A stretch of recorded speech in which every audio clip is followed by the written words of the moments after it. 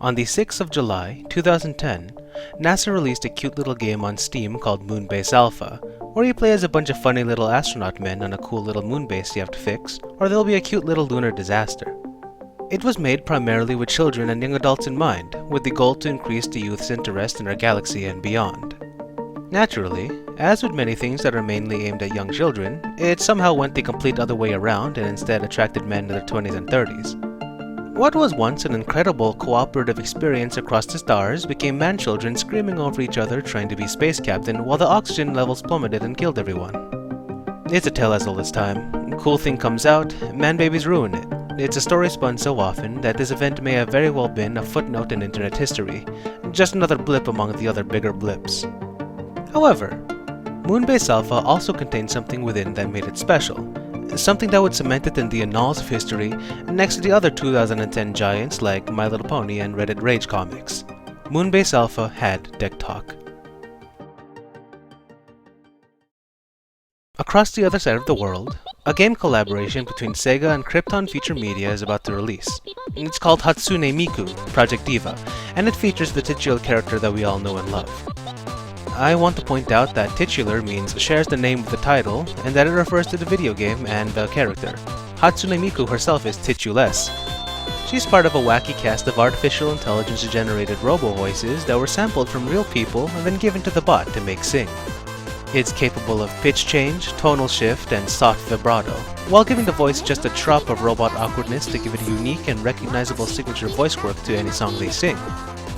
The end result is, essentially, an idol that earns you the big bucks while you don't have to give them any food, sleep, money, or dignity. It's like slave labor except ethical. Until we eventually give bots sentience out of human vanity, and then we'll have to give Miku rights.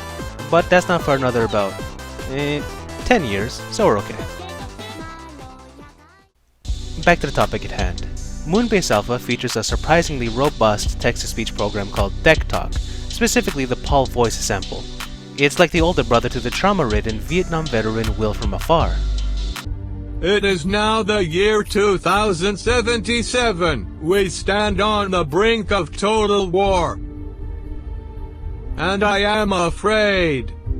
Deck Talk Paul is capable of pitch change, tonal shift, and very loud vibrato, all with a big dollop of robot awkwardness to give it a unique and recognizable voice work to any sentence they talk. Using Deck Talk Paul, NASA encouraged people to communicate and talk with him, both to preserve anonymity and keep the player base from verbally tearing each other to shreds if they actually heard each other talk. With the silly and quirky charm of being such an awkward, stilted voice, being combined with that of a funny little astronaut with his funny little walk, everyone found it fit to name the astronaut AEIOU, pronounced Ayu, after one of their favorite things to make him say.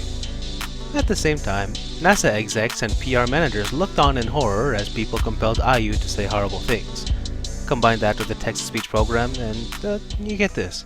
Ayu, Ayu, Ayu, Ayu, Ayu, Ayu. 999, I'm laughing for real right now. 999. John Madden. John Madden, rest his soul, is probably rolling in his grave right now, along with whoever made vowels. That said, there was this certain charm in the absolute chaos being distributed by such a calm robotic voice. And people took notice of this. As time went on, people realized they could also make Ayu change his tone and make his voice higher and lower. Ayu had a surprisingly incredible vocal range, and people used this to mostly just make him say ah, but louder. It wasn't until later, when the heat died down and people experimented with him more, that they realized that Ayu could be a little more expressive. Inspired by the ever-popular Vocaloid program, people realized that Ayu had all the capabilities and requirements to be able to sing just like the ones in Japan, and got to work to try and make the astronaut more melodic. On September 12, 2012, the channel SEOgame posted the oldest existing archive I could find of Ayu doing something he wasn't explicitly programmed to do. Ayu started singing. Take a listen. Daisy, Daisy, give me your answer too. I'm crazy for the love of you. It won't be a stylish marriage.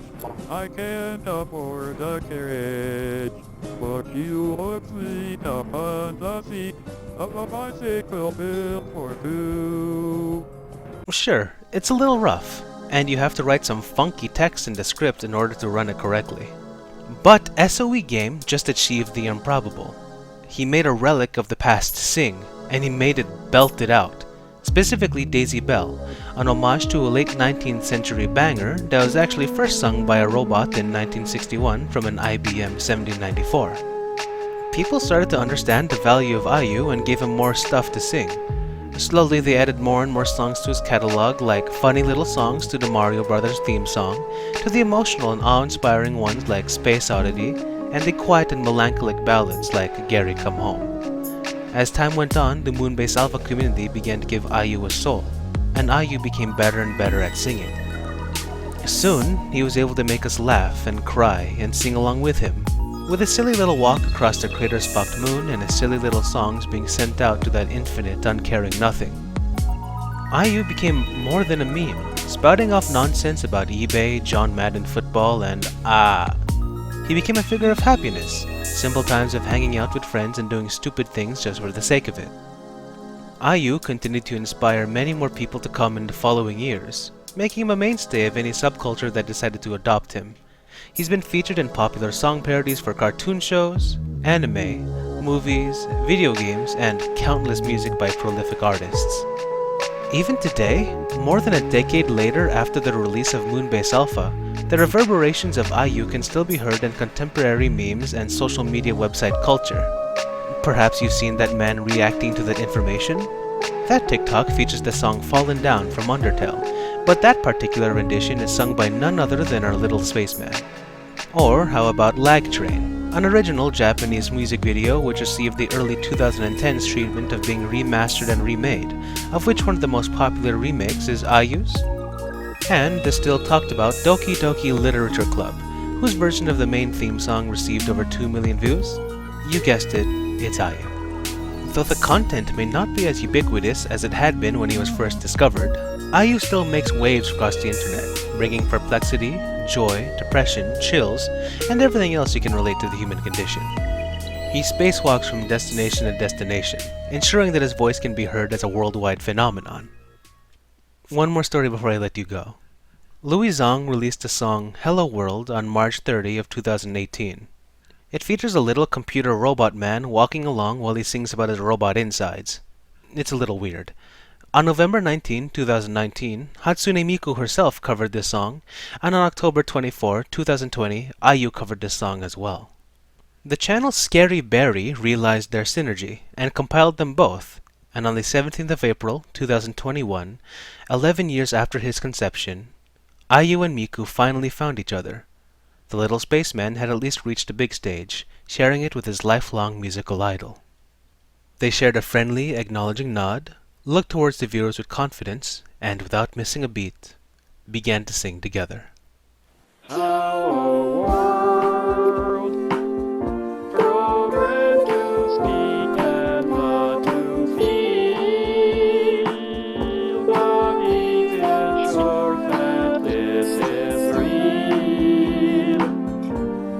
Hello world,